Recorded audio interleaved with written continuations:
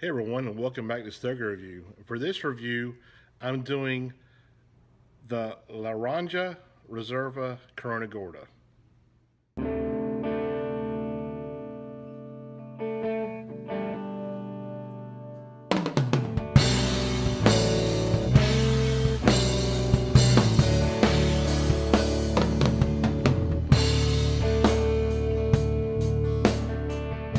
Laranja is orange in Portuguese, and the reason this cigar is called Laranja is because the wrapper itself is grown in the Reconcavo region in Bahia, Brazil.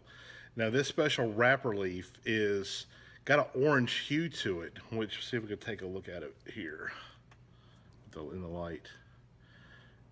It has like a kind of an orange type of hue to it, like a brown orange, and that's where its name is derived from. Now, this cigar also has a Nicaraguan binder and filler, and the Toro rated it was a 94. It was like number 13 in the top 25 cigars last year in Cigar Aficionado. So it's been getting a lot of really high praise. I know a lot of the bloggers and stuff, they've talked about this cigar a pretty good amount. And I remember I tried this cigar for the first time when uh, at our cigar shop here in Biloxi, Mississippi, the cigar shop. We do a fantasy football uh, league every year. And what we do is we put in a 5 pack in for all the guys, and then at the end of the year, in the Super Bowl, the winner of the Super Bowl wins 75% of the cigars, and the loser takes 25%. Well, last year I had actually won the Super Bowl. So in one of my packs from Sean Pratt, a nice tight ass, she had one of these in here. And I had not had this cigar before.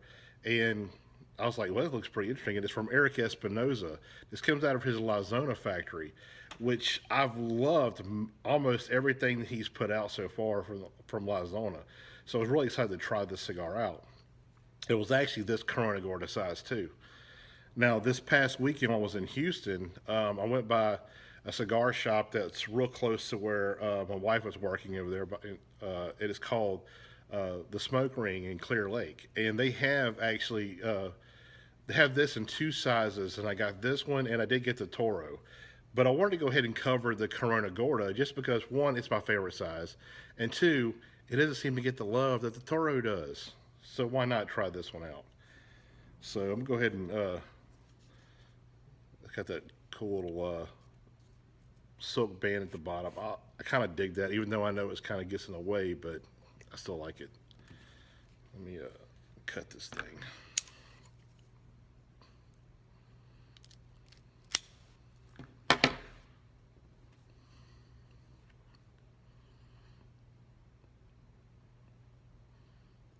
It has a perfect draw.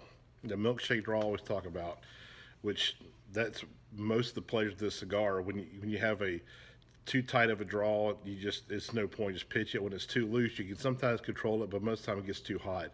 So a good draw is super important, and this one has a really good draw.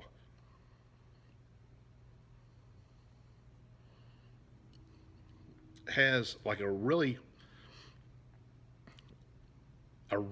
rich tobacco flavor with almost like a bready kind of a bready quality to it, almost like a toast flavor or something like that. Really good. Let's go ahead and light this thing up.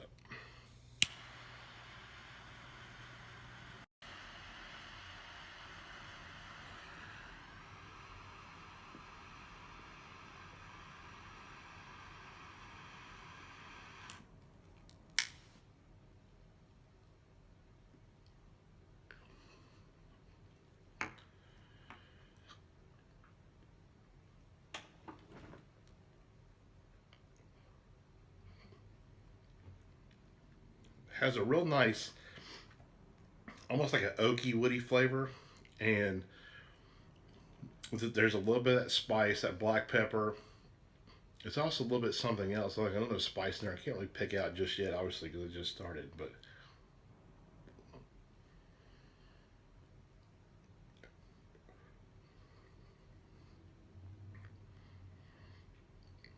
it does have like a nice little peanut nutty character to it as well. That's really good. I do get those toasty notes as well.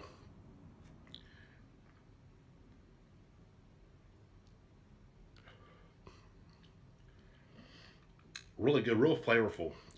So far, it's got it's probably, I would say, the lower end of full bodied right now, but it's pretty tasty.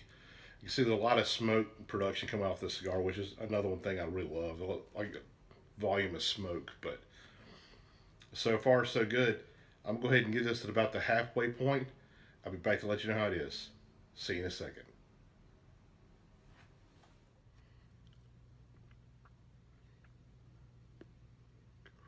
Hey, everybody, I'm back. See about that halfway point. The cigar has got, maybe because it's the description of the cigar kind of put this in my head, but I do get like a nice citrus twang out of the cigar, along with like that peanut nutty flavor, the toasty notes, and like the black pepper note that I'm getting on it also. Every now and then it's a little bit creamy, but sometimes I think I'm tasting a slight leather note to it, but it's not. It's barely there. But when I retrohale the cigar, which I can't really do a full retrohale, it's full of pepper, real spicy. So retrohale it because you'll get a lot more flavor out of it. But be careful because for me it burns pretty good. But still, I'm getting a lot more nuance out of the cigar when I do retrohale the cigar. So anyway, I'm gonna go ahead and finish this off, and I'll let you know how it finishes. See you in a second.